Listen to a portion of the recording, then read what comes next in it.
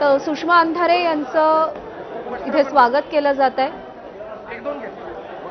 दगडूशेठ गणपतीची सुषमा अंधारे यांच्या हस्ते आरती केली गेली आहे। यानंतर आता त्या नेमकी काय प्रतिक्रिया देतात याची उत्सुकता आहे, कारण का आजचा दिवस राज्याच्या राजकारणाच्या दृष्टीने, शिवसेनेच्या दृष्टीने, उद्धव ठाकरेंच्या दृष्टीने आणि एकनाथ शिंदेंच्या दृष्टीने सुद्धा अत्यंत महत्त्वाचा ठरणार आहे।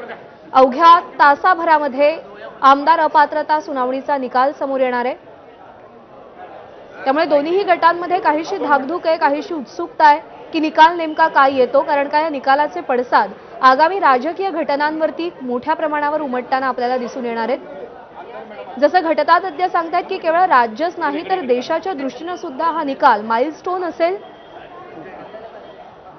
त्याच्यामुळे आजच्या निकालाकडे सगळ्यांचं लक्ष आहे आणि ठाकरे गटाच्या उपनेत्या सुषमा अंधारे या सध्या दगडूशेठ गणपती मंदिरामध्ये आरतीसाठी पोहोचलेल्या आहेत। त्यांच्या हस्ते आरती झाली आहे।